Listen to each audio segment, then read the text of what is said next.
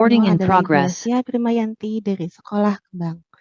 Bapak dan Ibu, sebelum kegiatan sesi ini dimulai, marilah kita sejenak menundukkan kepala untuk berdoa sesuai dengan agama dan keyakinannya masing-masing. Berdoa dipersilakan.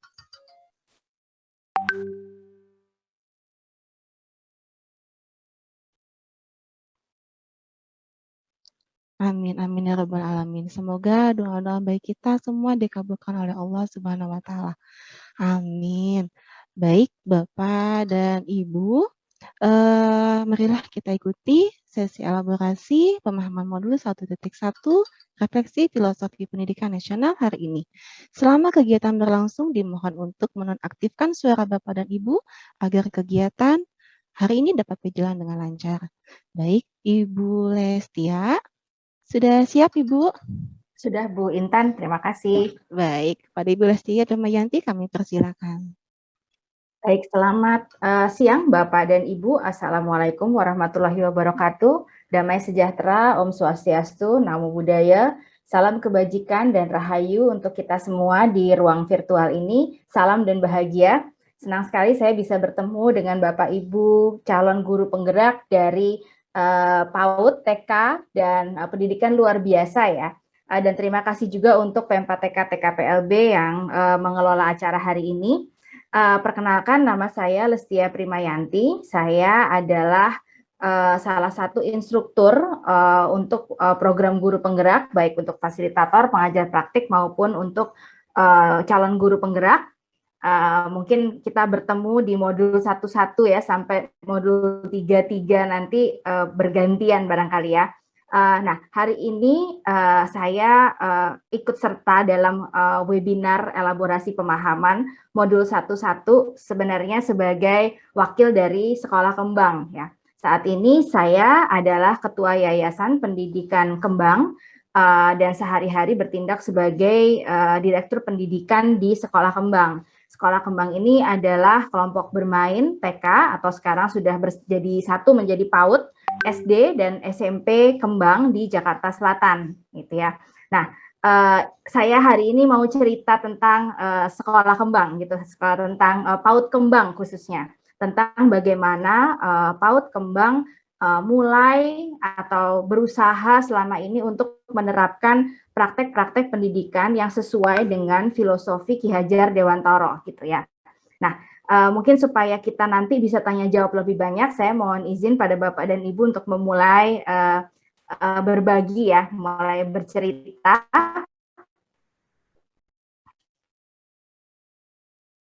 Mudah-mudahan sudah terlihat jelas, Bu. Coba saya view-kan sebagai full screen supaya kelihatan. Nah, ya. Baik, mari kita kenalan ya Bapak Ibu ya dengan PAUD Kembang. Nah, cerita sedikit tentang latar belakangnya. Sekolah Kembang ini sebenarnya sudah cukup lama ya, berdiri sejak tahun 1974 yang dimulai dari kelompok bermain. Mulainya dari kelompok kelas kecil di garasi gitu ya untuk anak-anak bermain bersama.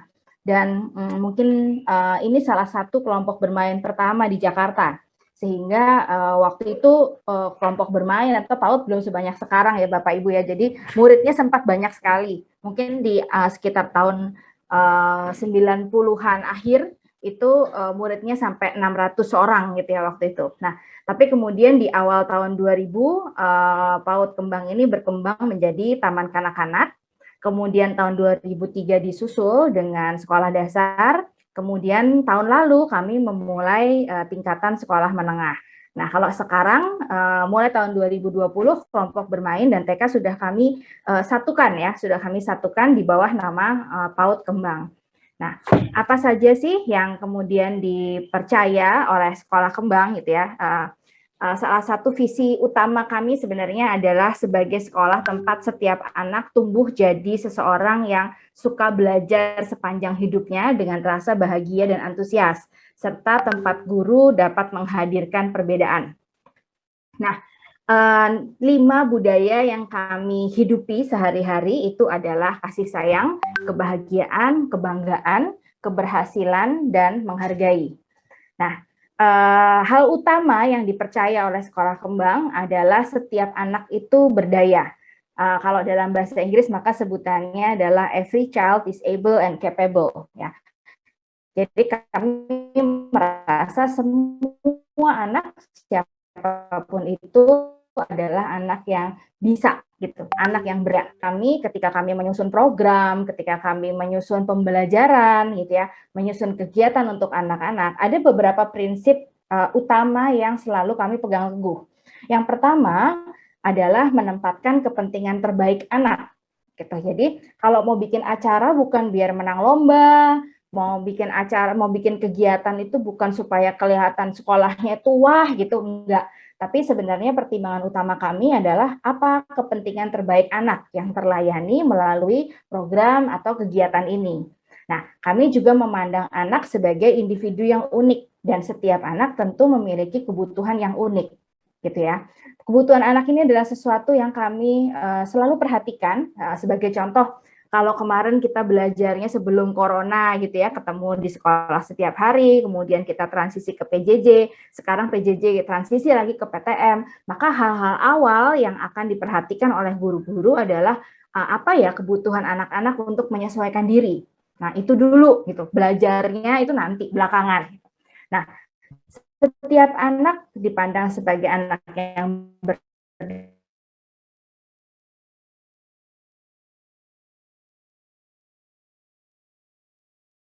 satu-satunya hal ya yang kami jadikan fokus gitu ya dalam kegiatan di kelompok bermain maupun di TK atau di PAUD. Kenapa bermain? Ya bermainnya itu bisa main apa saja, semuanya bentuknya bermain. Uh, kenapa bermain? Karena tadi kami percaya bahwa melalui bermain anak itu jadi berdaya. Manusia itu kan homo ludens ya, makhluk yang bermain gitu. Dan sama seperti mamalia tingkat tinggi lainnya, bagaimana caranya belajar keterampilan-keterampilan untuk bertahan hidup, sebenarnya mereka pelajari dari bermain gitu. Saat bermain itu anak menggunakan seluruh tubuh, seluruh indranya dan belajar memahami dunia di sekitarnya.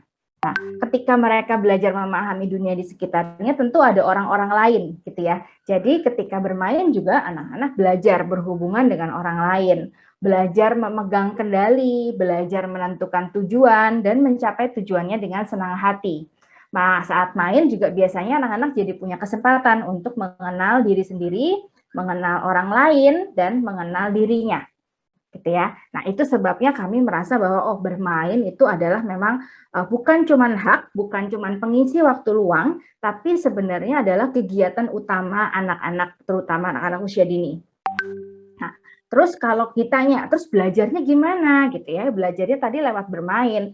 Gurunya ngapain kalau anak-anak bermain? Gurunya tentu menyiapkan lingkungan belajar yang kaya dan bermakna sehingga anak-anak itu bermain dalam lingkungan yang memang memberikan stimulasi yang memadai untuk tumbuh kembang mereka. Apa saja yang dilakukan? Pertama, misalnya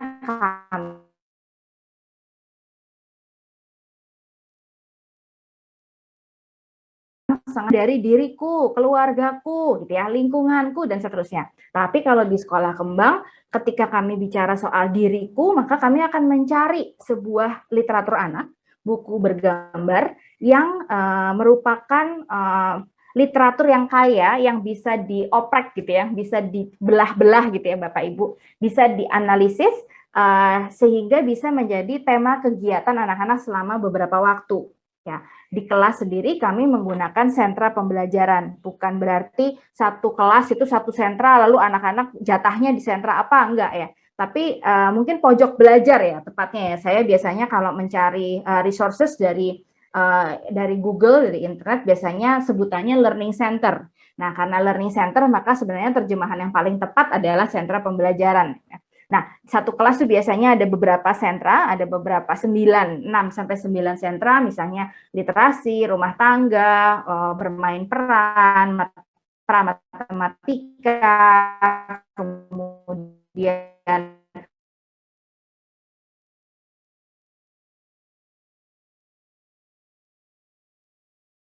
macam-macam. Guru sudah menyiapkan kegiatan-kegiatan di situ yang juga berjenjang gitu.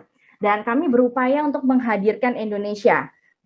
Salah satu program kembang saat ini itu adalah Kembang Nusantara gitu ya. Ini adalah kelas PAUD untuk anak-anak di luar DKI, tapi mereka biasanya membungkus tema-tema pembelajarannya dengan nuansa sangat Indonesia, tapi sebenarnya ini adalah cerminan dari keseharian kami di PAUD Kembang. Nah, ini mungkin salah satu bentuk mengkontekstualkan pembelajaran ya, mengingat sekolah kembang ini sayangnya justru berada di tengah kota, Bapak Ibu. Kok sayang sih ada di tengah kota? Karena menjadi sulit untuk kami bisa mengeksplorasi lingkungan dengan mudah gitu ya. Banyak sekali kendalanya, yang macet barangkali, kemudian yang lingkungannya tidak aman dan harus penuh pengawasan gitu. Maka kemudian kami berusaha mengkompensasinya dengan berbagai kegiatan yang beragam dan menghadirkan unsur-unsur Indonesia. Nah, lingkungan juga dibuat supaya menumbuhkan kemandirian lewat keterampilan bantu diri sehari-hari. Sedapat mungkin apapun yang kami letakkan di sekolah adalah sesuatu yang bisa diakses sendiri oleh anak-anak, sesuatu yang bisa mereka lakukan sendiri gitu ya di sekolah. Mungkin mirip-mirip prinsip Montessori nih Bapak Ibu ya.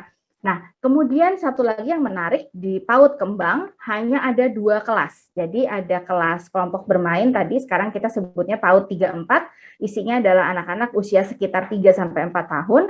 Kemudian ada kelas taman kanak-kanak atau sekarang PAUD 5-6, itu usia anak-anak 5 dan 6 tahun. Jadi TKA, TKB itu digabung gitu, Bapak Ibu ya. Kalau di PAUD juga adik-adik yang umur 2-3 tahun itu satu kelas dengan kakak-kakaknya yang 4 hampir 5 tahun. Terus bagaimana gitu ya, ini paling sering ditanyakan, memang nggak ada bullying Bu gitu, lalu adik-adiknya gimana kalau di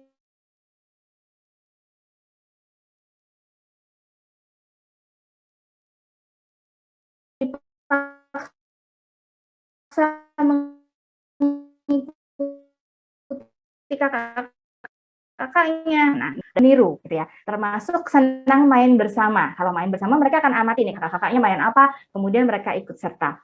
Yang menjadi kakak-kakak sendiri pun kemudian jadi menumbuhkan keterampilan-keterampilan sosial emosional yang baik gitu ya. Mereka kemudian sadar bahwa mereka yang paling tua nih di kelas atau yang lebih tua, maka mereka jadi mau ikut gitu, mau ikut mengurus adik-adiknya gitu. Mau membantu, membantu menyelesaikan masalah, lebih mau berbagi gitu ya, lebih empatik ketika ada permasalahan terjadi gitu. Nah, ini suasana kelasnya jauh lebih menyenangkan dan kemudian guru-guru sendiri pun melihat anak benar-benar setiap anak tuh beda gitu. Tidak ada lagi yang kok temannya udah umur 5 bisa baca, yang ini enggak. Tapi karena kelas itu isinya beragam, maka guru-guru menjadi semakin terbiasa untuk melihat setiap anak itu unik gitu. Nah, ini kemudian jadi salah satu yang mungkin Bapak Ibu juga sudah mendengar dalam paparan modul 11 di sesi eksplorasi konsep kemarin ya. Tapi ini adalah sesuatu yang juga melekat di hati kami, guru-guru di Sekolah Kembang ya. Bahwa benar sekali bercermin dari apa yang kami lakukan sehari-hari, kami merasa bahwa ungkapan ini adalah ungkapan yang benar-benar mengena di hati. Bahwa ketika kami bekerja menjadi pendidik di PAUD gitu ya, maka yang kami ingat adalah ini, bebas dari segala ikatan dengan hati yang suci, dengan tulus ikhlas mendekati sang anak, tidak untuk meminta sesuatu, tidak untuk berharap mereka membalas dengan menunjukkan ini dan itu gitu ya, menunjukkan kebaikan, keterampilan tertentu, tidak, tapi sebenarnya justru untuk berhamba pada sang anak, untuk sepenuh hati memenuhi kebutuhan anak kita kira-kira. Nah, bagaimana caranya supaya membantu guru berdaya gitu, membantu anak berdaya, apa yang harus dilakukan guru gitu ya. Nah, ini saya mencoba mendaftar nih Bapak Ibu, apa saja sih yang dilakukan guru? Pertama, guru itu mengajar atau menjadi guru, menjadi pendidik karena cinta ya, out of love gitu. Karena memang sayang pada anak-anaknya. Maka karena sayang, mereka juga belajar memahami kebutuhan anak-anaknya. Guru menciptakan lingkungan belajar yang diciptakan bukan bahan ngajar apa gitu, enggak, tapi lingkungan belajar apa ya yang paling aman dan nyaman untuk anak-anak sehingga mereka terstimulasi sesuai dengan tahapan tumbuh kembangnya. Nah, guru juga merancang kegiatan yang bermakna bagi anak-anak, berusaha jadi teman belajar, berusaha terlibat dan bertanya untuk memantik pemikiran yang baru. Nah, kalau Bapak Ibu lihat di sini nggak ada mengajar ya, karena memang sudah lama tidak kami lakukan gitu. Kami lebih banyak menjadi teman belajar, memfasilitasi melalui pertanyaan-pertanyaan, melalui berkegiatan bersama anak-anak.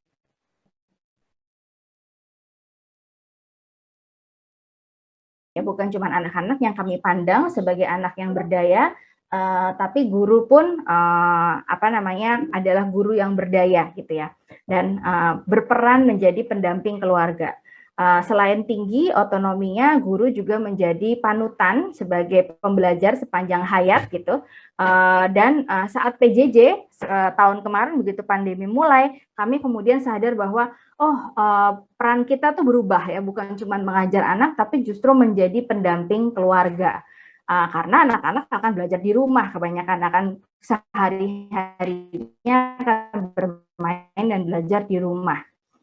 Oke, nah sekarang bagaimana saat PJJ tiba? Saat PJJ ada beberapa hal yang harus kami pelajari ulang, gitu.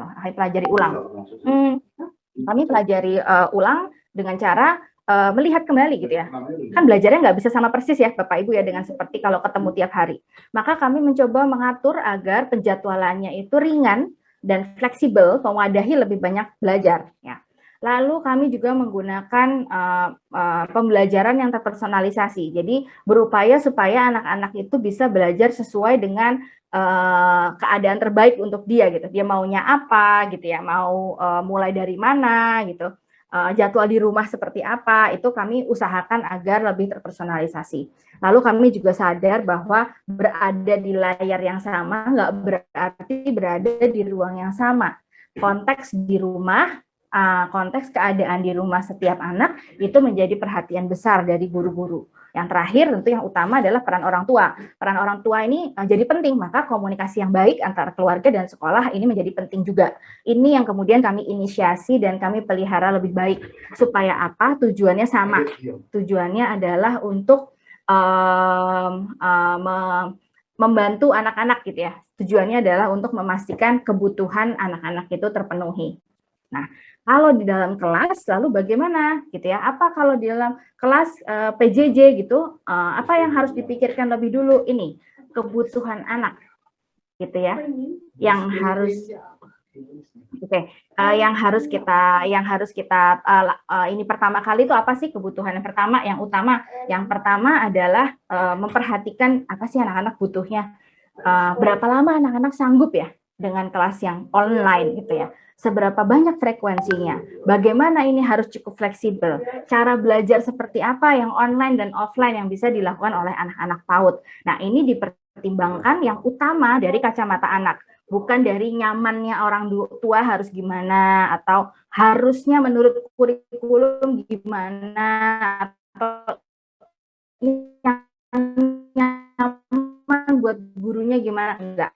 Tapi yang utama kami pikirkan adalah kebutuhan anak. Kan panduan kegiatan bersama. Panduan berkegiatan ini dikirim setiap akhir minggu supaya orang tua bisa melihat ragam stimulasi apa saja yang bisa dilakukan bersama anak-anak di rumah. Mau dijadwalkan gimana terserah bagaimana keluarga di rumah gitu ya. Mereka bahkan bisa selalu bertanya, anytime bertanya kapan saja pada guru-guru tentang ini, Bu kayaknya terlalu susah buat anak saya, gimana ya caranya untuk menyesuaikan gitu, atau bertanya, ini anaknya nggak suka bola basket, saya ganti bola kaki boleh nggak ya? Gitu. Nah, hal seperti itu dibicarakan oleh orang tua dan anak. Nah, kemudian ini juga memberi ruang buat anak-anak memilih gitu, dan semua aspek perkembangan anak gitu ya Bapak dan Ibu ya. Jadi kami upayakan supaya benar-benar komplit ya buat anak-anak, kira-kira begitu. Nah, kemudian saya lanjutkan lagi. Pertemuannya seperti apa? Pertemuannya nggak banyak Bapak Ibu. Kalau kita sedang PJJ, pertemuannya itu mungkin kira-kira sekitar 2 atau 3 kali seminggu, atau 3-4 kali seminggu untuk mengakomodasi kebutuhan anak yang beragam gitu. Bahkan sekarang lebih jauh lagi, orang tua, anak-anak itu kami ajak untuk ikut memilih gitu ya, kegiatan-kegiatan apa yang ingin mereka lakukan, kegiatan-kegiatan apa yang kira-kira menurut anak-anak mereka berminat gitu ya untuk kerjakan. Nah, itu adalah sesuatu yang kami mulai gitu, yang kami lakukan gitu ya bersama anak-anak. Jadi suara anak itu juga didengar gitu ya, Bapak dan Ibu. Baik, oke. Dan kemudian di kelas pilihan ada kebanyakan kelas-kelasnya itu berupa kelas pilihan gitu Bapak Ibu, nggak wajib, durasinya sebentar dan memberi stimulasi yang beragam bagi anak-anak gitu ya. Oke. saya lanjut lagi. Nah, tadi saya juga bilang nih, kita tuh banyak transisi kan Bapak Ibu ya, berubah-ubah. Tadinya belajar di sekolah, terus tiba-tiba berubah harus belajar dari rumah, terus nanti tiba-tiba berubah lagi sekarang ada PTM. PTM-nya pun banyak protokol kesehatannya. PTM-nya juga gantian, jadi anak-anak nggak masuk setiap hari atau seminggu, mungkin hanya beberapa kali gitu ya Bapak dan Ibu. Oke, nah jadi guru-guru pun melakukan beberapa strategi untuk membangun hubungan yang baik gitu antara di sekolah dan di rumah. Misalnya dengan mengirimkan video perkenalan dari guru baru untuk murid yang baru, memberikan video sapaan yang personal, atau melakukan drive-thru gitu ya, misalnya mau kirim bingkisan belajar itu kita minta anak-anak datang dari mobil aja atau dari atas sepeda gitu ya, membagikan bingkisan dan berusaha untuk berhubungan dengan anak-anak melalui jalur-jalur yang pribadi, entah kirim-kiriman surat, entah pakai WhatsApp gitu ya, tapi mereka berupaya untuk menjalin hubungan dengan anak-anak secara pribadi supaya memang hubungannya lebih dekat. Nah, ini adalah bentuk atau contoh-contoh ya Bapak Ibu ya, apa yang kami coba lakukan dengan pertimbangan utama mempertimbangkan kebutuhan anak. Gitu. Itu adalah manifestasi berhamba pada anak yang ingin kami lakukan. Oke. Nah, salah bentuk yang lain kalau tadi kita ngomong transisi, nah bentuk yang lain dari sosial itu adalah bagian ya dari social emotional learning. Nah, ketika di kelas kami pun berusaha untuk memperhatikan kebutuhan sosial emosional anak ya. Kita berusaha untuk mencari strategi-strategi apa untuk membantu anak sebaik-baiknya menggunakan berbagai alat dan cara, karena anak-anak juga biasanya sudah lebih alamiah ya dengan teknologi gitu. Mereka kan digital native ya. Jadi memang lebih alamiah dan mengajak mereka untuk belajar menggunakan berbagai fitur teknologi untuk membantu mereka belajar. Sebagai contoh, ini guru-guru mengajak anak-anak menggunakan fitur Google Assistant gitu. Karena kenapa? Kan belum bisa ngetik, anak-anak belum pada bisa baca. Jadi pakai Google Assistant, mereka bisa ngomong dan kemudian bisa mendapatkan hasilnya di Google gitu. Itu anak-anak senang sekali karena mereka merasa punya kendali gitu ya, bisa mencari tahu sesuatu sendiri. Dan berlatih, banyak berlatih. Kalau misalnya kita belajar pakai Zoom misalnya, ya anak-anak PAUD pun berlatih tentang bagaimana sopan santunnya, gimana caranya, mute, unmute, mulai video dan mematikan video dan seterusnya, itu dicoba gitu ya Bapak dan Ibu. Nah, sehingga atmosfer kelas itu menjadi menyenangkan dan nyaman gitu buat anak-anak. Ya, kami mencoba menggunakan emotional check up sebelum mulai kelas dan sesudah kelas akan bertanya pada anak-anak bagaimana apa yang mereka rasakan ya untuk belajar mengidentifikasi emosi sendiri, memberikan pilihan-pilihan, misalnya kamu mau belajar lebih lanjut tentang apa? Kamu mau belajar melipat origami kucing atau mau menggambar kucing? Kalau belajar origami, kita masuk ke breakout room yang ini, tapi kalau mau pakai mau belajar menggambar, kita masuk ke breakout room yang itu. Misalnya itu contoh pilihan ya yang dilakukan oleh guru-guru. Dan guru-guru juga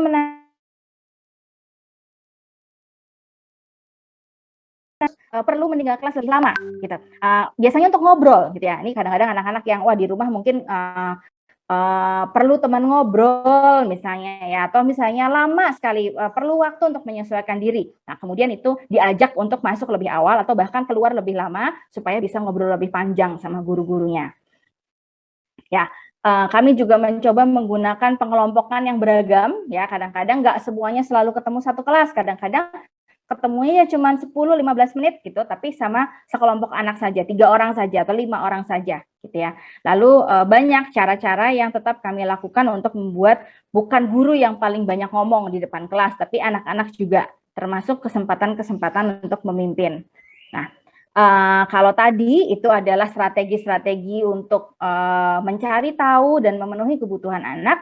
Nah, sekarang sebagai penutup ya dari cerita hari ini, saya ingin menceritakan salah satu filosofi pendidikan yang juga ditulis Ki Hajar Dewantara. Saya rasa ini nggak banyak dibahas ya di modul 1.1, yaitu Trisentra Pendidikan, bahwa sekolah bukanlah elemen utama pendidikan, apalagi dalam pembentukan karakter, peran keluarga justru lebih penting dan utama, ditambah dengan peran masyarakat.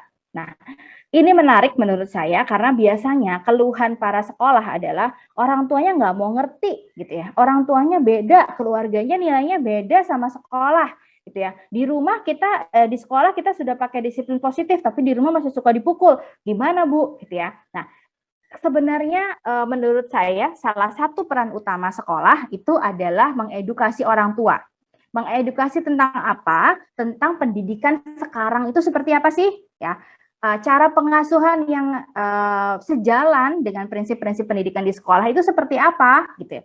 Orang tua itu harus dijadikan mitra atau partner dan ikut belajar tentang diri sendiri, belajar tentang anak, belajar tentang pengasuhan dan pendidikan, dan perlu ikut membangun komunikasi yang terbuka bersama orang tua dan penuh rasa hormat ya, untuk dapat mendukung anak belajar optimal. Jadi kalau ketemu orang tua nggak cuma ngobrolin soal minta dana tambahan gitu ya untuk beli sesuatu atau minta izin acara, enggak, tapi memang kami mencoba membuka komunikasi untuk banyak belajar tentang tentang bagaimana mengasuh dan mendidik anak bersama-sama, kira-kira gitu. Hubungan yang kami ingin jalin adalah hubungan yang saling percaya, yaitu bahwa guru dan orang tua harus sadar guru dan orang tua sama-sama memiliki tujuan yang sama, yaitu kepentingan terbaik anak, ya kan? Nggak ada orang tua yang ingin anak-anaknya dapat sesuatu yang bukan yang terbaik gitu ya. Begitu pula sebagai guru, karena kita sayang pada anak-anak, maka tujuannya sama, yaitu kepentingan terbaik anak. Nah, bagaimana cara belajar di Kembang ya, orang tua belajar, kami percaya kalau orang tuanya belajar, anaknya terus berkembang. Kalau orang tuanya nggak mau belajar, nah biasanya anaknya nggak berkembang segitunya gitu ya Bapak Ibu ya. Kami mencoba membuka banyak sekali kelas belajar orang tua, minimal 2 kali setahun ya, di awal tahun ajaran dan kemudian di awal semester 2. Setiap bulan kami membuat acara ngobrol santai tentang pengasuhan dan pendidikan. Dulu waktu kelasnya masih bisa dihadiri, tapi sekarang juga kami lakukan ya Bu, Bapak Ibu, di kelas online. Kami mengajak orang tua untuk datang dan berkunjung ya, turut belajar sehari di kelas anak. Dan kemudian kalau sedang ada budget lebih gitu ya, sedang ada kesempatan, ada kenalan yang mau berbagi, nah biasanya kami akan menyelenggarakan seminar dari ahlinya, itu dengan narasumber yang berbeda dari berbagai disiplin ilmu. Nah, itu kira-kira Bapak Ibu ya cerita saya tentang Sekolah Kembang. Nah, mungkin dari sini harapan saya bisa memicu pertanyaan-pertanyaan dari Bapak dan Ibu supaya kita bisa ngobrol lebih jauh tentang bagaimana penerapan filosofi Ki Hajar Dewantara di TK atau di PAUD gitu ya, atau bahkan mungkin di sekolah luar biasa. Saya stop sharing supaya bisa melihat Bapak dan Ibu siapa saja yang raise hand. Bu Intan, apakah boleh saya moderasi atau akan ada yang mengatur tanya jawab dari TKPLB?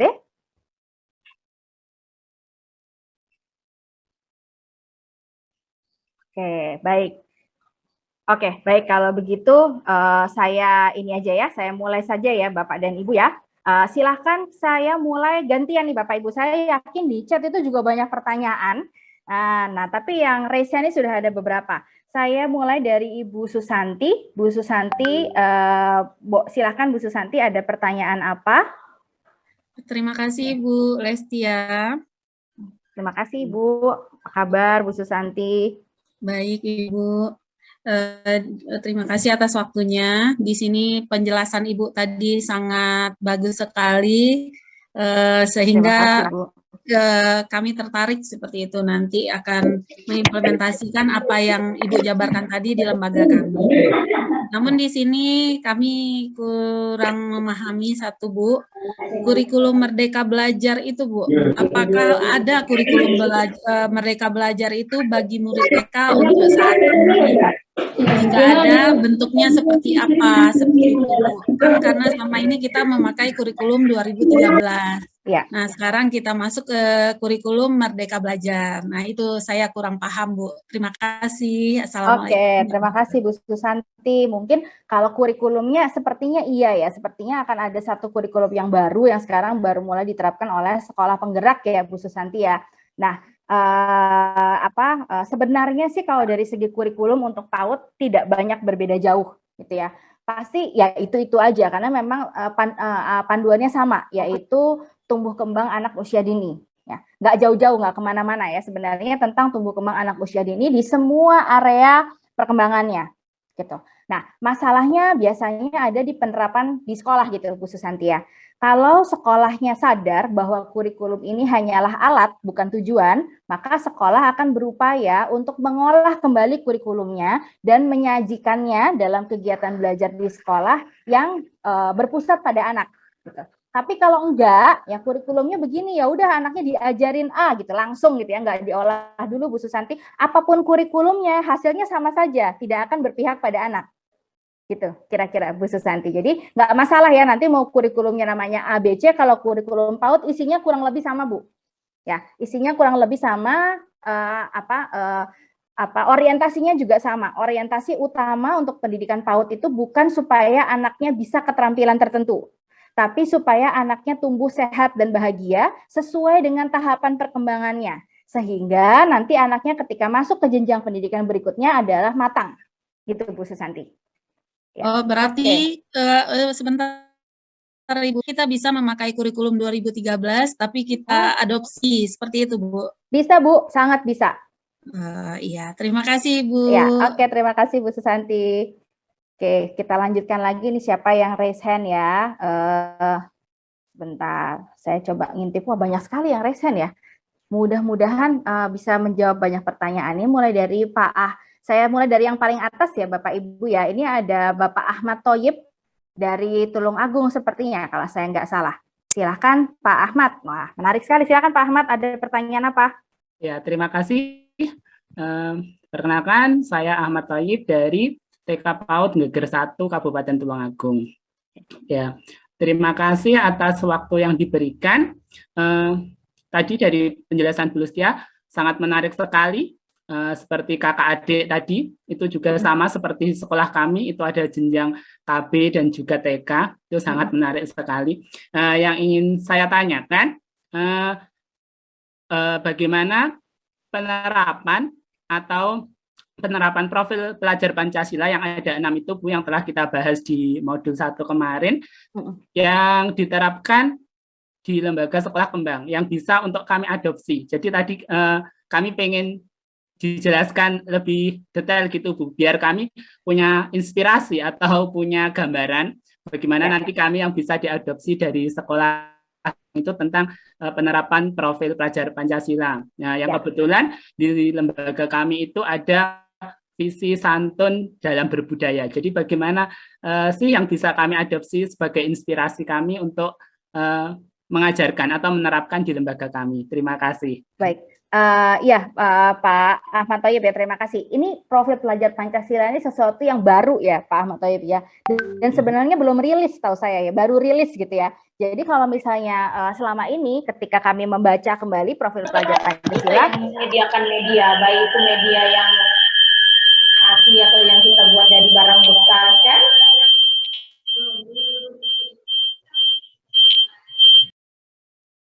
Ya, oke, terima kasih. Nah, jadinya kami agak refleksi gitu Pak, kalau lihat profil pelajar Pancasila selama ini yang sudah kami lakukan apa ya gitu ya. Ini kan ada 6, saya kasih contoh 2 aja ya Pak ya. Ya. 2 aja. Oke, yang pertama ada salah satunya itu mandiri gitu ya. Bahwa anak itu harus bisa mengembangkan regulasi diri gitu supaya mereka bisa belajar. Nah, ini adalah sesuatu yang dari PAUD Kembang itu sudah dimulai gitu. Dimulai walaupun masih PAUD tapi regulasi diri itu dimulai dengan tadi misalnya mulai mengenalkan ragam emosi dan bukan ngajarin gitu Pak Ahmad ya, tapi ketika anak punya pengalaman kami sudah ajak refleksi gitu, sudah ajak refleksi. Tadi apa yang kamu alami, kalaupun ada konflik misalnya di sekolah, di kelas ada konflik, itu gurunya nggak menyelesaikan, tapi akan memediasi anak-anak untuk menyelesaikan konflik. Anak-anak itu punya keleluasaan yang sangat besar untuk memilih, punya keleluasaan yang sangat besar untuk mengambil keputusan. Jadi guru-guru memang mendampingi saja, guru-guru itu jarang berperan menjadi leadernya gitu di depan gitu, Bapak Ibu.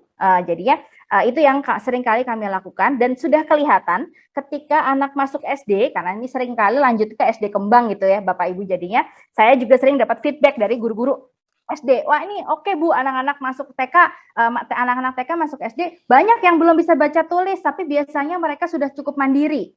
Mereka udah bisa mengatur sendiri alat belajarnya, mereka udah bisa bilang kalau capek minta istirahat, mereka udah bisa bilang kalau misalnya butuh bantuan, itu mereka sudah bisa sampaikan gitu ya. Mereka bahkan sudah bisa menentukan mau belajar apa, mau mulai dari mana, itu mereka sudah bisa lakukan. Itu kalau soal kemandirian. Yang kedua adalah tentang berpikir kritis analitis ya Bapak Ibu ya. Ini ada sepertinya ada yang bocor, saya harus mencari dulu Bapak Ibu. Ini di antara ratusan peserta siapa? Oke, sekarang sudah dibantu di-mute oleh Bapak Ibu admin. Terima kasih. Nah, kalau berpikir nalar kritis, nah salah satu bentuknya adalah diskusi. Bahkan pada anak-anak PAUD, hal utama yang dilakukan di kelas itu guru nggak ngajar, tapi guru mengajak anak berdiskusi. Guru, keterampilan utama guru bukan mengajar, tapi mengajukan pertanyaan. Gitu. Kalau anak main, gitu, gurunya nggak nyuruh, tapi gurunya akan ada di sampingnya dan mengajukan pertanyaan-pertanyaan untuk ngobrol. Dan kemudian membuat si anak jadi berpikir untuk misalnya menambah sesuatu, mengubah sesuatu gitu untuk main. Nah, kira-kira begitu Pak Ahmad Thoyib ya. Jadi memang bukan guru lagi yang ada di depan. Guru tuh benar-benar Tutwuri Handayani dan banyak di tengah gitu ya, membangun karsa bersama anak-anak. Ya, begitu Pak Ahmad Thoyib kira-kira. Oke, masih ada kira-kira yang mau ditanyakan Pak Ahmad Thoyib? Sudah cukup jelas ya. Oke, terima kasih. Baik, saya lanjutkan kalau begitu dengan banyak sekali yang raise hand Bapak Ibu. Ada Ibu Suarsi.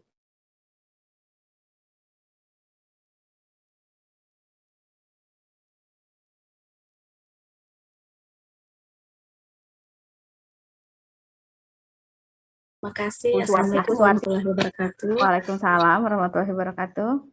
Terima kasih atas kesempatan yang diberikan kepada saya. Sangat menarik dan menginspirasi atas pemaparan dari Ibu Lestia tadi. Mudah-mudahan kami bisa menerapkan di sekolah kami yang mungkin sangat berbanding terbalik dengan keadaan di kota, dengan kami di pelosok begitu Bu. Perkenalkan saya Suarsi dari TK Pembina Wowotobi, Kabupaten Konawe, Provinsi Sulawesi Tenggara. Yang menarik dari pemaparan tadi Ibu itu tentang pembagian kelompok dari kelompok KB dengan TK. Menurut tadi Ibu, kalau di TK itu mereka dikelompokkan bukan lagi berdasarkan usia, tapi dalam satu kelas saja, dari satu kelompok. Jadi bagaimana sistemnya di situ nanti Bu, kita sebagai guru akan memberikan kegiatan kepada anak, sementara di dalam kelas ini ada perbedaan usia. Sementara kita tahu di Kurtilas itu yang masih sekarang itu ada perbedaan antara anak usia 4-5 tahun dengan 5-6 tahun. Usia anak TK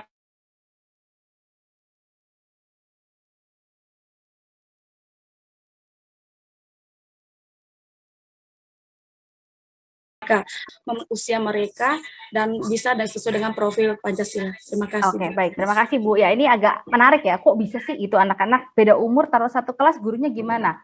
Sebeda-bedanya target belajar untuk TKA dan TKB sebenarnya nggak beda-beda jauh Bu Suarsi ya. Saya ambil contoh ya. Mungkin kalau anak TKA gitu ya, itu belajar bilangan, belajar mengenal bilangan itu 1-5. Nah, tapi kalau anak TKB biasanya 1-10. Gitu ya. Tapi kan sama-sama belajar berhitung ya. Itu misalnya. Jadi, apa yang dilakukan guru-guru di dalam sentra pramatematika, mereka akan letakkan permainan-permainan, misalnya belajar mengenal saya bilangnya 10 frame, apa bahasa Indonesianya ya? Kerangka 10 ya, bingkai 10 gitu, bingkai 10. Lalu ada kegiatan di situ misalnya untuk menyusun bagaimana caranya menyusun 5 gitu ya. Boleh 4, 1, 3, 2 pakai mainan gitu Bapak Ibu. Tapi di situ guru-guru akan menyediakan banyak bilangan. Bilangannya dari 1 sampai 10. Nah, biasanya yang baru belajar, kadang aku kalau 6 belum ngerti, aku sampai 5 aja. Itu nggak apa-apa, gurunya akan mengamati, ya silakan gitu dilakukan. Sementara kakak-kakak akan bilang, Bu, aku butuh angka yang lebih besar ini, kalau misalnya sampai 5 aku udah bisa, aku sekarang coba yang besar-besar ya, gitu, yang 6, 7, 8, 9, 10. Ya, oke. Jadi anak-anak kemudian juga terbiasa untuk mengambil putusan gitu, Bu Suarsi. Jadi kalau di sentra dalam kelas, maka guru-guru akan menyediakan jenjang.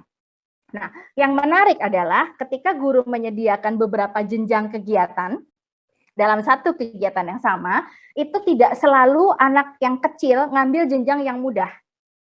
Tidak selalu juga kakak-kakak itu ambil jenjang yang tinggi. Mereka belajar ngukur kemampuannya sendiri. Saya tuh belum bisa, saya mulai dari yang mudah. Saya sepertinya yang ini lebih mudah, jadi saya ambil yang lebih sulit. Itu sudah bisa mereka lakukan atau reflektif. Gitu, Bu.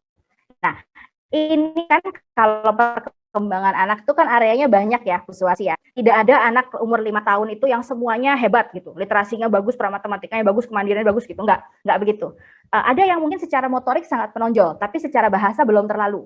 Ada yang sebaliknya, secara bahasa dan matematikanya sudah bagus sekali, tapi secara motorik mirip saja sama adik-adiknya. Nah, kelas yang beragam ini memungkinkan interaksi itu, Bu.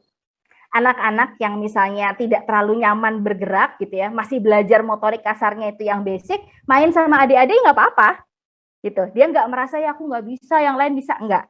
Jadi sebenarnya yang dilakukan oleh guru-guru adalah memberi jenjang kegiatan yang beragam gitu. Dan guru-guru nggak terlalu pusing, wah semuanya harus 3 jenjang, nggak juga.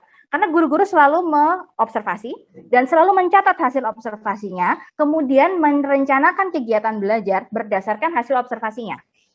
Gitu. Jadi mereka selalu memastikan setiap kegiatan itu cocok untuk semua anak di kelasnya. Kalau di kelas TK misalnya itu berarti kira-kira yang satu kelas itu yang TKA ada 10 orang, yang TKB ada 10 orang. Gitu. Begitu pula ketika kegiatan yang lain, kegiatan rumah tangga atau kegiatan percobaan IPA dan lain-lain ya, selalu ada kesempatan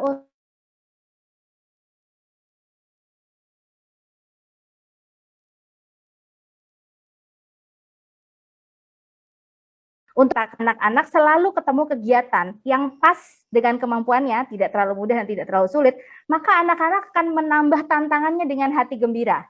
Karena merasa, aku udah bisa, aku mau coba yang lebih sulit. Jadi, dan mengurangi frustrasi. Oh, saya nggak bisa-bisa, itu hampir nggak ada. Anak-anak selalu bilang, oke, aku mau coba lagi. Aku mau coba lagi. Gitu. Jadi begitu, Bu. Kalau dari segi kurikulum, karena sebenarnya nggak jauh beda, ya kami taruh aja semuanya di kelas sama. Tergantung anak-anak mau pilih yang mana. Gitu. Tergantung kebisaan mereka sampai mana, dan mereka ingin tantangan sampai mana. Gitu, Bu.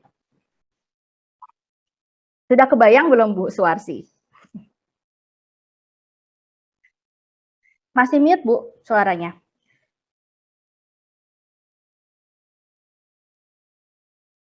Coba saya ask to unmute ya. Nah, coba bisa, Bu? Coba di-unmute. Nah, silakan. Ya. Masih bisa bertanya lagi. Kayak kalau terkait dengan kelas lintas usia tadi silakan, Bu. Yang tadi sambungan tadi bukan begini maksudnya, apa dalam satu kelas itu semuanya dikumpul atau masih ada pengelompokan kelompok lagi? Misalnya kami kan di sekolah saya kan muridnya alhamdulillah banyak, Bu. Oh, alhamdulillah, ya. Kalau memang kami mau menerapkan seperti Ibu, apakah berarti kelas-kelas yang lain sudah tidak dimanfaatkan lagi tuh, Bu? Maksudnya kalau memang mau digabung satu kali atau masih dalam pengelompokan lagi, Bu? Jadi kalau kami punya 3 kelas ya, Bu Suwarsi ya, di PAUD ada 3 kelas, di TK ada 3 kelas, di level TK ada 3 kelas. Itu anak kelas TKB dan TKA-nya kami bagi rata, Bu. Jadi jumlah kelasnya tetap sedikit gitu ya, tetap 20 orang karena gurunya cuma 2. Nah, tapi setengah-setengah gitu. Nah, kalau jumlah muridnya 56 ya dibagi 3. Semuanya dibagi 3 sama rata. Kalau jumlah kakaknya cuma ada 18, setiap kelas cuma dapat 6 gitu. Adiknya ada banyak nih, adiknya ada misalnya ada 30 ya dibagi 3 juga gitu. Masing-masing 10 gitu. Gitu, Bu. Jadi ruang kelasnya tetap terpakai. Terima kasih, Bunda. Ya, terima kasih, Bu Suwarsi. Ya, Bu. Oke, saya lanjutkan lagi ya, Bapak Ibu ya. Ini karena banyak yang raise hand, saya urut dari atas nih, Bapak Ibu. Agak urut kacang, semoga nggak apa-apa ya. Ini Bapak atau Ibu Muniroh Ahmad. Silakan. Terima kasih, Bu. Setelah waktu yang disampaikan tadi, sungguh luar biasa. Kami sangat tertarik dengan kegiatan yang Ibu lakukan di DKI, Bu. Saya tidak bisa terbayangkan kalau sekolah saya seperti itu, karena perubahan paradigma baru ini sungguh akan mendapatkan tantangan dan perjuangan yang luar biasa, karena tidak mudah dengan perubahan dari yang per kelompok menjadi satu kelompok, dijadikan semua umur itu. Yang kalau menurut saya yang seperti Ibu sampaikan tadi itu sangat luar biasa. Gurunya juga bisa memberikan asesmen yang seukurannya anak ini seperti ini, jadi anak tidak ada kebebasan untuk lebih yang dia inginkan dan juga yang tidak minat gitu. Cuma yang saya bayangkan mereka yang namanya anak-anak kan unik gitu loh. Cara belajarnya kan juga berbeda-beda. Apakah pembelajaran yang menjadikan satu itu akan perlu waktu untuk adaptasi dulu dengan adiknya dan kakaknya sehingga pembelajaran itu bisa tertib, karena kalau dibandingkan dengan 20 guru itu mungkin sama di sekolah kami, cuman yang belum bisa terbayangkan itu bagaimana itu bisa terrealisasi gitu ya. Oke. Kemudian kepercayaan orang tua itu kadang-kadang masih belum bisa harus ada sosialisasi yang sangat kontinu dan pemahaman yang lebih dalam. Terima kasih. Ya, betul Bu Muniro ya. Salah satu kuncinya ini adalah komunikasi dengan orang tua. Jadi ketika ini sebenarnya salah satu strategi pengelompokan ya Bapak Ibu ya. Apakah harus lintas usia satu kelas? Enggak sih gitu. Tapi karena kami merasa siap melakukannya, maka kami lakukan. Tapi sebenarnya prinsip utamanya adalah memastikan setiap anak itu tidak dibandingkan satu sama lain. Bahwa setiap anak itu dilayani sesuai dengan kebutuhannya. Gitu ya Bapak Ibu ya. Nah, kalau waktu mulai gimana? Kami mulai dengan satu kelas dulu Bu, yang lintas usia dulu di kelompok bermain. Lalu hasil evaluasinya kami sampaikan kepada orang tua. Ini loh keuntungannya, gitu ya. Ini kira-kira nanti yang terjadi begini. Sehingga orang tua oke, boleh dicoba. Nah setelah kami coba, orang tua kebanyakan bilang, kok nggak dari dulu sih Bu lintas usia, gitu ya. Kok kenapa baru sekarang, gitu. Pada bilangnya gitu. Nah saya sampaikan salah satu contohnya nih Bapak Ibu ya. Kalau di awal tahun ajaran, Bapak Ibu tentu tahu bahwa ada waktu-waktu beradaptasi. Biasanya kalau awal tahun ajaran tuh anaknya nangis banyak, ya nggak Bapak Ibu ya? Terus biasanya butuh waktu tuh sekitar 1-2 bulan sampai kemudian anak-anak paham, oh ini rutinitas kelas saya. Gitu. Begitu kelasnya kami campur, maka waktu adaptasinya berkurang menjadi 2 minggu saja. Gitu. Dalam waktu singkat, adik-adiknya langsung lihat, oh ternyata harus cuci tangan dulu. Nah mereka langsung antri itu baris mengikuti kakak-kakaknya. Gitu. Dan kakak-kakaknya yang tadinya mungkin ya banyak badungnya gitu ya Bapak Ibu ya, banyak bandelnya, begitu merasa jadi kakak juga oke, aku sekarang udah bukan yang paling kecil nih gitu. Mereka pun kemudian bertindak lebih sesuai dengan harapan gitu, karena mereka merasa tanggung jawab gitu untuk memperlihatkan contoh pada adik-adiknya. Jadi dalam waktu 3 hari itu udah nggak ada lagi biasanya yang nangis gitu, biasanya udah nggak ada. Masuk kelasnya tuh sudah biasa saja gitu ya, sudah sangat kayak udah tiap hari sekolah, menyenangkan biasanya gitu Bu. Kuncinya sama orang tua gimana biar nggak dimarahin, nggak dimusuhin, komunikasinya berkala. Komunikasinya harus dipelihara. Gitu Bu Muniro ya. Terima kasih Bu Muniro atas pertanyaannya. Saya mau lanjut lagi nih Bapak Ibu. Sebentar ya. Agak-agak ini deh, saya agak acak kalau gitu ya, biar yang bawah-bawah tidak merasa, aduh saya nggak dapat kesempatan untuk bertanya. Nah, ini ada Ibu, sebentar, bergerak terus. Kan yang sekolah luar biasa juga nggak Bu? Boleh Bapak, Ibu kalau dari sekolah luar biasa, tapi dengan siapa ya? Saya kan di sini hanya... Pak Gilang Bu, kebetulan sudah giliran saya juga sebenarnya. Oh iya, boleh. Silakan Pak Gilang. Ya. Terima kasih banyak Ibu. Saya sangat setuju sekali dengan sekolah kembang yang telah Ibu paparkan. Itu juga ketika saya refleksi dengan apa yang telah kami lakukan di sekolah luar biasa, itu memang sepertinya banyak kecocokan begitu. Di mana anak-anak kita gabungkan, khususnya untuk kelas keterampilan vokasional Ibu, ketika mereka kelas jenjang SMP dan SMA, anak lintas usia, lintas satuan pendidikan, kebetulan kami kan satu atap, SD, SMP, SMA, itu kami gabungkan berdasarkan usia mental mereka, berdasarkan potensi mereka, kemampuan mereka begitu. Jadi kita tidak melihat anak kelas 1 SMPK, kelas 2 SMPK, atau kelas 12 SMA sekalipun begitu. Jadi yang saya bingungkan itu sekarang begini Bu, di sekolah kami, tadi Ibu mengatakan sekolah Ibu tadi ada sekolah orang tua. Nah itu saya kalau untuk orang tua itu saya saya itu ingin mengadopsinya. Sepertinya itu menarik sekali karena tantangan juga bagi kami di sekolah luar biasa untuk menjelaskan ke orang tua bahwa anak-anak mereka memang seharusnya memang di kelas ini begitu, Bu. Jadi kadang orang tua itu ada yang tidak menerima keberadaan anaknya di kelas A atau di kelas B ditempatkan oleh gurunya begitu. Padahal kan kita mengasesmen anak gitu, Bu, gitu, asesmen anak dan berdasarkan hasil asesmen maka kita ketahuilah minat bakat dan potensi mereka dan dari situ juga kita menemukan pembelajaran mereka di kelas mana begitu untuk di sekolah luar biasa. Jadi saya bingungnya kalau untuk mengadakan sekolah untuk orang tua ini, apakah di jam pembelajaran Ibu laksanakan atau itu di luar jam pembelajaran, mengingat orang tua itu juga mungkin punya kesibukan masing-masing, bekerja dan lain sebagainya. Bagaimana penerapan di sekolah Ibu untuk melaksanakan sekolah untuk orang tua? Mungkin seperti itu saja, Bu. Iya, sebelum mulai bikin kelas orang tua, Pak Gilang, terima kasih pertanyaannya. Riset dulu. Jadi kami cari tahu orang tua tuh paling nyaman diajak ngobrol di jam berapa ya, hari apa yang utama ya. Jadi mereka tetap menyelesaikan tugas mendampingi anak-anak di kelas dulu, baru kemudian mereka memikirkan kelas-kelas untuk orang tua gitu ya. Dan kadang-kadang kami juga karena sama Pak, saya juga satu atap ya sekolahnya ya, rame-rame. Jadi memang kadang-kadang saling bantu. Sebagai contoh dulu kalau misalnya masih, kalau sekarang karena jarak jauh, semua kelas bisa Zoom. Jadi kami biasanya mengadakan kelas orang tua untuk PAUD itu 2 minggu sekali, setiap hari Jumat, sekarang udah sebulan sekali, Jumat akhir gitu ya, jam 4 sore. Gitu. Itu udah berdasarkan kesepakatan. Waktu awal-awal kami 2 minggu sekali. Terus kita tanya orang tua, ini masih butuh 2 minggu sekali atau boleh sebulan sekali?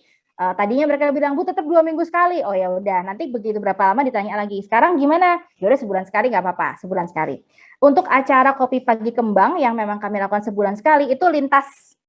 Jadi kadang-kadang yang mengampu guru SD, kadang-kadang yang mengampu guru SMP, kadang-kadang saya, kadang-kadang kepala sekolah PAUD, kadang-kadang guru PAUD, kadang-kadang guru SD atau kepala sekolah SD. Jadi siapa yang hari itu nggak bertugas, gitu ya, dia akan mengampu. Biasanya ada acaranya. Yang datang orang tuanya dari semua tingkatan. Gitu. Kalau sekarang karena untuk semua tingkatan kami adakan hari Sabtu pagi sebulan sekali. Tapi kalau dulu di sekolah kami adakannya Jumat pagi di jam sekolah. Jadi orang tua datang habis nganterin anak-anak, berbagi kopi, berbagi makanan sambil ngobrol-ngobrol gitu, kira-kira gitu. Jadi jadwalnya gimana disesuaikan dengan kebutuhan di tempat masing-masing. Gitu Pak Gilang. Baik Bu, terima kasih banyak Bu. Ya, dan memang perlu sering ya Pak, soalnya nggak bisa sekali 2 kali orang tua langsung berubah, nggak bisa. Ya, untuk Kopi Pagi Kembang itu kami sudah 100 episode. Wow, luar biasa. Ya, jadi memang harus konsisten dan perlahan-lahan gitu. Kalau baru mulai masih berantakan nggak apa-apa, Bapak Ibu, tenang saja. Nanti lama-lama akan membaik seiring waktu kita berlatih dan refleksi. Gitu. Ya, itu terima kasih sekali Bu. Itu betul-betul sangat membuka wawasan saya. Nanti akan saya coba bicarakan juga sama pihak sekolah yang pemegang wewenang ya. Bagaimana untuk merealisasikannya di sekolah kami, karena memang Trisentra Pendidikan itu memang harus pertama itu keluarga juga harus mendukung sekali dengan apa yang akan kita ajarkan, apa yang kita berikan kebutuhan anak di sekolah. Terima kasih Ibu atas pencerahan. Terima kasih Pak Gilang, selamat mencoba. Kalau begitu saya lanjutkan lagi. Kan ya sesuai yang sudah resen ya, kasihan sudah menunggu soalnya ya. Oke, sebentar. Saya kembali Bu Iin Sulistianingsih, silahkan Bu Iin. Terima kasih Ibu Lesti. Ya, terima kasih Ibu, silahkan. Oke, saya perkenalkan nama saya dari TK Al-Firdaus. Yang saya tanyakan, ketika pendidikan itu menghamba kepada anak, di mana kan guru berpihak kepada anak, belajar menyenangkan. Nah, dari sekolah Kembang tadi kan sudah dijabarkan bahwa anak-anak sudah mandiri, belajar kreatif. Bahkan saya lihat tadi kemampuan keterampilan abad 21 juga sudah dimasukkan di sana. Nah, dengan seperti itu, tapi kenyataan di lapangan ketika kita dari TK mau ke SD itu masih ada beberapa tes calistung ya. Padahal di sini ada Trisentra Pendidikan di mana orang tua juga diharapkan ikut terlibat. Nah, bagaimana mengkomunikasikan hal tersebut? Apakah masih sangat perlu atau mungkin adakah di sekolah Kembang itu pelajaran calistung tetap dilakukan. Kemudian bagaimana modelnya yang menyenangkan sehingga mungkin anak tidak terasa belajar talistung. Dan yang ketiga, bagaimana mengkomunikasikan mungkin masih penting talistung itu kepada orang tua. Terima kasih, Bu. Ya, terima kasih Bu Iin. Ya, talistung ini adalah semacam apa ya, semacam dilema tak berkesudahan gitu ya, Bapak Ibu di PAUD ya. Gimana nih kalau nggak diajarin nanti masuk SD gimana gitu ya sebenarnya. Itu saya udah share ya Bapak Ibu PPT-nya ya. Kalau di PAUD Kembang gimana? Kami tidak pernah secara formal mengajarkan membaca dan menulis. Jadi nggak ada tuh atau berhitung. Tapi praliterasi gitu ya, pra membacanya itu kuat sekali. Gitu. Misalnya ya Bapak Ibu ya, membacakan buku cerita sama anak itu setiap hari, setiap saat. Setiap ada yang bengong dikit pasti tawarannya gitu, yuk baca buku bareng-bareng yuk gitu ya. Jadi anak itu dibacakan cerita nggak habis-habis, selalu dan setiap saat. Kemudian misalnya anak-anak nggak diajarin langsung menulis gitu ya, tapi kegiatan-kegiatan yang meminta anak untuk menulis walaupun secara non formal itu banyak. Misalnya main peran, pura-pura jadi restoran gitu, harus menulis tulisannya masih cakar ayam atau kayak rumput gitu. Tapi nggak apa-apa, yang penting anaknya paham gitu bahwa oh menulis itu berarti mencatat sesuatu, menulis itu berarti berkomunikasi gitu ya. Nah ini dulu yang kami lakukan. Nah ketika dan memastikan secara tubuh, motorik kasar dan halus anaknya siap. Biasanya menjelang masuk SD tiba-tiba anaknya bisa baca. Menjelang masuk SD tiba-tiba anaknya nulisnya udah banyak.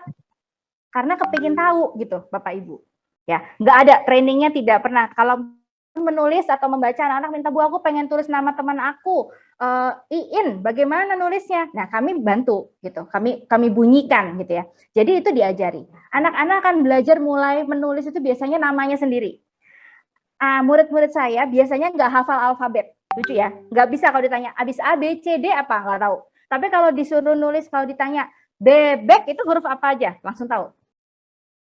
Karena nggak pernah diajarkan mengeja, gitu. Jadi semuanya ya alamiah saja mengalir. Begitu anak-anak itu sudah butuh lebih banyak karena stimulasi baca tulis hitungnya banyak, mereka belajar sendiri. Gitu. Terus kalau masuk SD gimana Bapak Ibu? Nah, ini adalah menurut saya bagian dari upaya kita tim PAUD untuk mengadvokasi kebutuhan anak. Ya, SD yang menyarankan memastikan anak-anak harus bisa baca tulis begitu masuk SD itu benar apa salah menurut Bapak Ibu? Tidak tepat kan? Ya kalau tidak tepat jangan diturutin. Kalau salah jangan anak kita dipaksa gitu. Kalau salah yang salah dikasih tahu. Bapak Ibu kan anak saya belum umur 7 tahun. Mana mungkin saya paksa baca tulis. Gitu. Kalau kita 848 bersuara masa sih nggak ada perubahan? Yang maksa orang tuanya biasanya Bu. Kalau kita 848 bicara pada paling tidak 10 orang tua tiap tahun masa sih nggak ada perubahan? Gitu. Jadi kayak tadi ya. Harus ada, betul sekali. Tapi harus kita kerjain bersama-sama. Kita nggak boleh diem aja kalau ada yang salah, gitu ya. Kita harus berusaha untuk bilang, berusaha lewat dinas, berusaha lewat manapun untuk bilang bahwa nggak bisa anak masuk lulus TK diharap bisa baca tulis. Itu tugas guru kelas 1 SD. Gitu. Kalau guru kelas 1 SD bilang, tapi kan saya harus memenuhi kurikulum, jadi anaknya harus bisa baca tulis. Silahkan diatur. Tapi saya nggak mau memaksa anak saya bisa baca tulis just because atau hanya jika atau hanya kalau supaya gurunya bisa memenuhi target tugasnya dia. Target tugas kita memastikan anak-anak kita tumbuh sehat dan bahagia. Nggak ada koma. Ya kan? Gitu. Jadi Bu Iin, saya tahu mengedukasi orang tua, mengedukasi sekolah dasar bahwa anak lulus PAUD itu tidak boleh diwajibkan bisa baca tulis, sepertinya masih panjang. Tapi harus dilakukan. Ya, kita nggak boleh diem aja ya Bapak Ibu ya. Kita kan harus membela murid-murid kita. Jadi kita harus bilang pada mereka bahwa tidak benar memaksa anak usia dini untuk belajar baca tulis. Karena tubuhnya belum siap, otaknya belum siap. Seperti kita nggak nyuruh anak umur 3 bulan belajar lari, bukan? Nah, sama.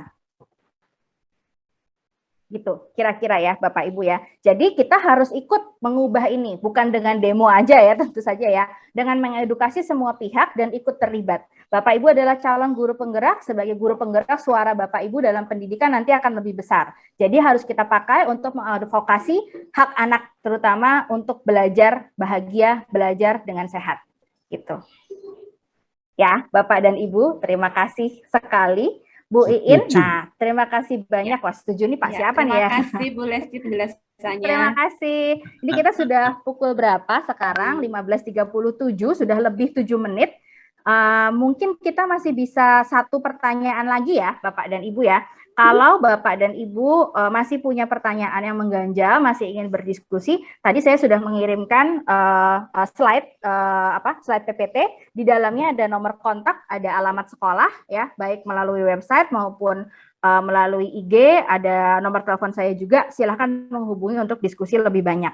Jadi saya lanjut ke pertanyaan terakhir. Bu Dian Anggreni, silakan Bu Dian Anggreni. Iya, terima kasih Bu Lestia. Saya deg-degan loh Bu. Loh, kok deg-degan? Kenapa Bu? 37 terus mau ditutup. Jadi saya pengen tanya ini. Ya, oke. Silakan Bu. Terima kasih. Mungkin ini seru sekali ya Ibu ya. Benar-benar, apalagi tadi saya membaca di PAUD Kembang itu luar biasa sekali. Cuma begini Bu, ini sharing aja lah. Saya mau istilahnya begini, saya mau bercerita tentang sekolah saya, sekolah inklusi. Saya mau bertanya dulu, apakah juga di PAUD Kembang menerima anak berkebutuhan khusus? Iya, ada Bu. Kami di sekolah Kembang itu mungkin sekitar 10-15% anak berkebutuhan khusus. Oh gitu ya. Lah ini, kalau begitu mungkin bisa minta tips atau bagaimana sebagai guru kita bisa menyikapi kemerdekaan belajar yang berpusat pada anak. Jika di dalam kelas kita ada anak yang berkebutuhan khusus seperti di TK saya, di TK Talengka itu, dalam satu kelas saya itu ada 15 anak, dengan paling tidak itu 6 sampai 8 anak berkebutuhan khusus. Itu tipsnya bagaimana? 6 sampai dari berapa murid Bu? Kasus kadang gitu. Dari 15. Wow, banyak ya. Nah, kemarin malah 19 anak itu 17 anak berkebutuhan khusus. Ada tips? Nah, jadi Bapak Ibu sebenarnya ada beberapa, ini mohon dikoreksi ya kalau saya salah, tapi setahu saya memang untuk anak berkebutuhan khusus ini ada banyak jalur, gitu ya Bapak Ibu ya. Ada sekolah berkebutuhan khusus, misalnya SLB, gitu ya. Ada juga program untuk, ada juga sekolah-sekolah yang memiliki departemen khusus untuk anak berkebutuhan khusus. Ya, biasanya mereka punya juga SDM yang memadai untuk itu.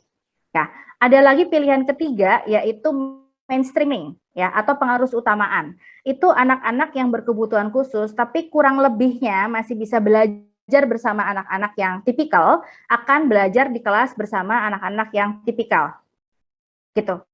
Tapi biasanya kalau saya tidak salah, kalau misalnya di aturan, saya nggak tahu ya, tapi setahu saya di salah satu aturan, saya lupa di Pemda DKI atau nasional, anak-anak yang misalnya boleh mainstreaming di kelas itu IQ-nya minimal 70. Misalnya gitu. Terus ada banyak syaratnya Bu, misalnya memang bisa ada di kelas ya. Mungkin bukan anak-anak yang, ada beberapa anak dengan gangguan sensori itu sangat terganggu dengan suara berisik. Itu biasanya saya tidak sarankan masuk kelas mainstreaming. Kenapa? Karena anaknya akan sibuk meregulasi diri, nggak sempat belajar, gitu. Yang kedua, kalau kita adalah SLB atau Departemen dengan anak berkebutuhan khusus, ini biasanya pembelajarannya menggunakan program belajar individual, gitu ya. Ada PPI-nya juga, IEP, ada IEP. Nah, kalau misalnya mainstreaming juga kadang-kadang ada IEP. Problemnya adalah kalau misalnya ini memang SLB atau Departemen khusus, maka rasio guru dan murid biasanya kecil. 1:5, 1:3 bisa gitu. Kalau mainstreaming, anaknya harus bisa belajar dengan rasio 1 guru untuk 20 anak. 1 guru untuk 20 anak ya. Tapi 20 anak anggapannya semua tipikal ya Bu ya. Saya nggak tahu gimana caranya kalau ada 17 ABK dalam satu kelas tapi gurunya cuma 1. Oh, saat ini kami masih PTM terbatas itu kami bagi untuk beberapa Atau solusinya begitu, pembagian dalam kelompok kecil ya. Jadi Bapak dan Ibu, kenapa sih ada aturan-aturan seperti ini? Tujuannya untuk memastikan bahwa anak itu dapat terlayani sesuai dengan kebutuhannya. Jadi kalau misalnya saya agak merasa bahwa kalau ada anak masuk berkebutuhan khusus tanpa saringan itu tanpa seleksi, tiba-tiba gurunya menghadapi kelas baru, separuhnya berkebutuhan khusus, itu juga nggak tepat, Bapak Ibu. Gurunya juga untuk melayani setengah kelas yang berkebutuhan khusus. Gitu. Jadi penanganan untuk anak berkebutuhan khusus ini tidak bisa mengacu hanya pada guru di dalam kelas. Ini adalah bagian dari sistem yang lebih besar, gitu Bu Dian. Oke. Ya memang kalau di tempat kami memang ada psikolog terapan sih, maksudnya kepala sekolah kami juga seorang psikolog, jadi mungkin sebelum masuk di asesmen dulu. Dan memang luar biasa sampai sekarang waiting list. Kami itu kayak dilema Ibu, mau tidak menolak karena kelas itu, tapi orang kepingin sekolah semua, dan sekarang kan banyak sekali anak-anak yang berkebutuhan khusus, begitu. Ya, itu mungkin nanti jadi masukan tuh Bu ya, Bu Dian ya. Itu sekali lagi ya, sama seperti kita harus mengadvokasi anak PAUD supaya nggak dipaksa belajar baca tulis. Ini juga advokasi untuk anak berkebutuhan khusus ya. Aturannya harus lebih jelas, gitu kira-kira, Bu Dian. Oke, baik. Boleh saya tambahin juga nggak Bu? Pak Gilang, sebentar boleh ya Pak Gilang ya? Ya, sharing aja ya Bu ya. Itu saya merasakan keresahan Ibu tadi. Kalau kami di sekolah luar biasa, betul sekali apa yang kata Bu Tia, satu guru itu memang maksimal hanya 5 anak saja Bu berkebutuhan khusus. Saya tidak bisa membayangkan bagaimana Ibu menangani 7 anak bergabung dengan itu.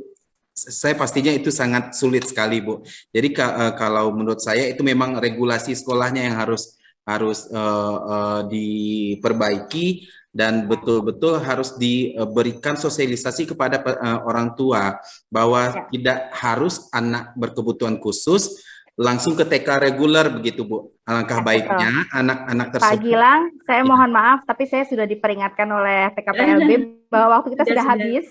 Terima kasih Bu. Nanti Pak Budian boleh mencatat nomornya Pak Gilang, boleh ngobrol gitu ya. Mudah-mudahan bisa. Siap, iya. Ya, oke. Baik, kalau begitu Bapak dan Ibu, Bu Intan sudah mengingatkan saya bahwa waktunya sudah habis. Saya tentunya masih kepingin ngobrol lebih banyak dengan Bapak dan Ibu. Tapi habis ini saya masih ada satu acara lagi gitu ya. Terima kasih banyak sekali lagi Bapak Ibu untuk antusiasmenya. Mudah-mudahan obrolan kita hari ini bermanfaat untuk Bapak dan Ibu. Saya mohon maaf kalau ada kekurangan, ada kesalahan kata, mohon dimaafkan. Assalamualaikum warahmatullahi wabarakatuh. Terima kasih Mbak Lis. Bapak Ibu. Terima kasih Bu.